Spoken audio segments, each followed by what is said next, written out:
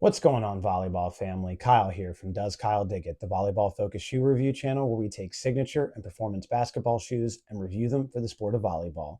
And today we actually have another special episode. Today we're going to be talking about drop-in midsoles versus standard insoles in your volleyball shoes.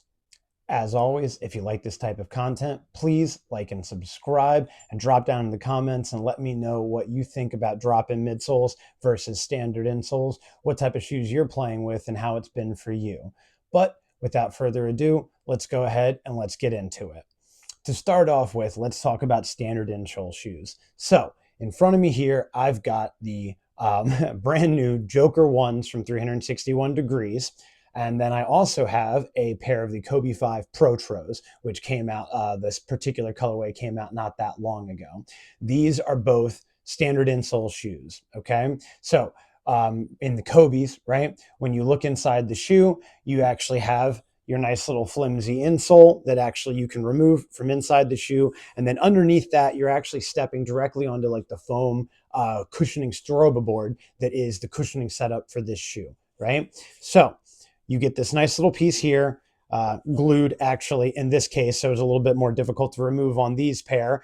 And then you've got your actual cushioning setup, right? Same thing as in the Joker ones over here, right? But little bit nicer insert that they give you onto these shoes. And on these particular models, when you're actually stepping in, you're actually stepping onto a mesh strobe board in this particular pair. But that is kind of the common theme with most regular shoes, right?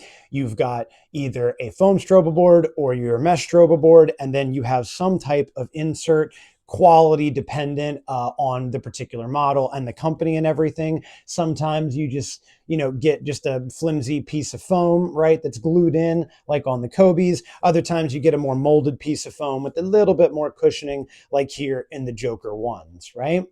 But then we also have a completely different category of volleyball shoes or basketball shoes, and those are drop-in midsole shoes. So over here on the left, I actually have another pair of Kobe's. I have the Kobe 8 Pro Tros in the Venice Beach colorway, and then I've got the Wow 808 V4 Ultras. Both of these shoes are actually drop-in midsole shoes. And what that means, and we'll start here with the Kobe 8s, because it tends to be a little bit of a theme with the inserts between the Kobe's, is that they're a little bit cheaper. In these particular shoes, what you'll see is that the insert here actually is the entire cushioning setup of the shoe all in one package. It is completely independent of the actual part of the shoe. All your cushioning, all your bounce setup, and all your support is actually right here, and you can pull it in and out of the shoe. And then underneath, you're actually stepping on a mesh strobe board that's right above the actual outsole of the shoe. So when you step in, this is your entire comfort and support, just like on the Wow 808 V4 Ultras. Same thing, right? Big insert that is the entire cushioning and support and everything.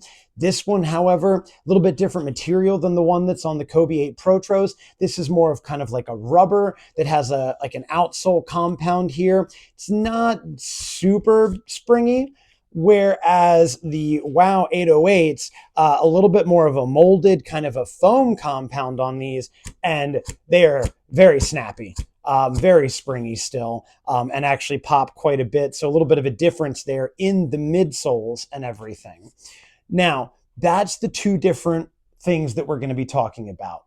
Drop-in midsoles, standard insoled shoes. And then at the end, I'm going to talk a little bit about custom orthotics and inserts that you can put into your shoes and how that kind of plays into things. And that does actually play in big part into drop-in midsole shoes and why I actually don't recommend these for most athletes. So a lot of people are not familiar with the drop-in midsoles. Most people are familiar with standard shoes and standard cushioning supports. So let's talk about the drop-in midsoles first and kind of get that off the table. Big thing, right? Like I said, when I was talking about the shoes, right, the upper and the insoles are not glued or connected in any way. They're completely decoupled from each other. And so the midsole actually rests right above the outsole of the shoe on either some type of strobe board, or in the Wow 808-3 case, it pretty much just rests right on top of a foam strobe board that actually has a little bit of an exposed bit where you can see through the shoe when you take the midsole out of the shoe. Now, I will start with the good things, the benefits that I do think that you can derive from drop-in midsole shoes, right? And the first of those things is definitely the step-in comfort. Drop-in midsoles, because it's just the literal cushioning support of the shoe in an insert fashion. You're stepping right onto that nice soft cushioning, and especially like in these Kobe 8s or then the Kobe 9s after these. I mean, it's very, very comfortable on your foot. It feels good when you step down on it. You feel cushioned and you feel supported. So that is one nice comfort and one benefit that you do get out of drop-in midsole shoes. The other is that they are interchangeable. You can actually take out the entire cushioning setup of these shoes. So for example, in these Wow 808s, I'm not sure how well this foam is actually going to stand up to long-term use. If you did have these shoes and you were wearing them more consistently than I do, in that case, if you actually wore this midsole out, you could get another midsole and insert it into this shoe and continue the life of the shoe, assuming that the outer was still in good condition. So that is the second benefit of the drop-in midsole platform. You are interchangeable. You do have a little bit of longevity there in the cushioning support of your shoe, as some shoes actually, once they get broken in, they get a little broken in too much and they bottom out a little bit sometimes. Now, that's the upsides, right? But one part of those upsides that I actually personally think is a caveat that I'll mention here, specifically in the midsoles for the Kobe 8s, because it's a rubber midsole that you're stepping directly onto, it grabs your sock really bad, which can kind of be annoying a little bit until you get yourself adjusted in the shoe and everything, but not that big of a caveat, just something small that I've noticed with drop-in midsole shoes and my particular comfort and fit whenever I actually step into them. Now, let's get to the actual downsides, because I think those are much more important for the shoes. And this is especially when I talk to my kids that I coach. I talk about performance versus injury prevention. And injury prevention is just as important as any performance benefits that we're going to derive from different setups in our shoes. So any good engineer worth their salt will tell you that the first downside in these shoes is that the more moving parts, the more likely there is for failure and for actual joint problems in the shoe.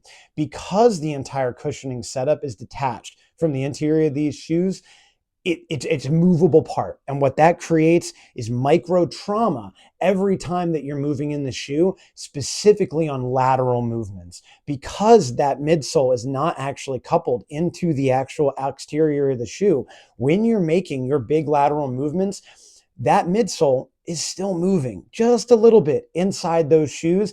And that's causing micro trauma to your feet, which can build up over time and can actually lead to greater injuries. So decoupling that midsole, creating moving parts, that's the first really big downside for drop-in midsole shoes and why I don't actually recommend them for most athletes. The second thing is what we're going to talk about here in a second. When you're using custom orthotics or some type of actual performance insert, whether that be, like one of the victory inserts, one of the game day inserts, or an actual custom orthotic that you got from the doctor, they will not fit well into drop-in midsole shoes, because these shoes are designed for that midsole to essentially take up the entirety of what is the cushioning bed of that shoe. There is no room for you to actually put another type of insert that is for injury prevention on top of those shoes, with the shoes still being comfortable and still being supportive. And then on top of that, you're taking, right, an insert, and then you're going to layer it on top of another piece. That's another moving part, more micro trauma for you if you use some type of custom orthotic or insert. As a little story for this one, there was a pair of Serena Williams shoes that came out for tennis a while back that were drop-in midsole shoes at market.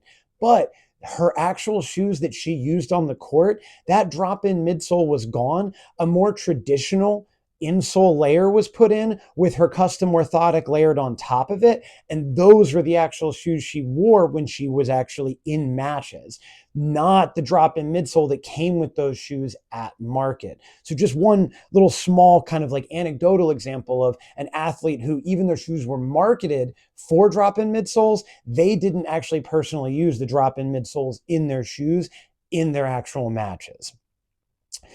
The biggest thing, especially for volleyball players, I'm going to harp on this one more time, is those micro trauma, right? And then those lateral movements. Because the lateral support in these shoes tends to be a little bit lackluster, the WOW 808s are a little bit better with these nice high sidewalls on this foam, but that's only as long as this nice thin layer lasts and doesn't actually get broken or damaged on you. The Kobe's are much worse with this real low design. Your only lateral support is actually in the shoe as this piece is moving side to side. And in volleyball, when our lateral movements are 90% of the movements that we're doing on the court outside of our actual approach jumps, we really need to make sure that that support and then that micro trauma is not happening, which is why I don't recommend dropping midsole shoes for volleyball athletes, especially for injury prevention purposes. It is not the way to go. That being said, this little flimsy insole that was glued into the Kobe 5s when I got them is not ideal either. And the cushioning support on the Kobe's, especially the Kobe 5 Pro, it is still, Nike cushioning. It's really, really high-end stuff, but it's much more minimal because it's designed for what Kobe was going for at the time. So there's not actually a lot of cushioning support in here, not a lot of injury prevention support either.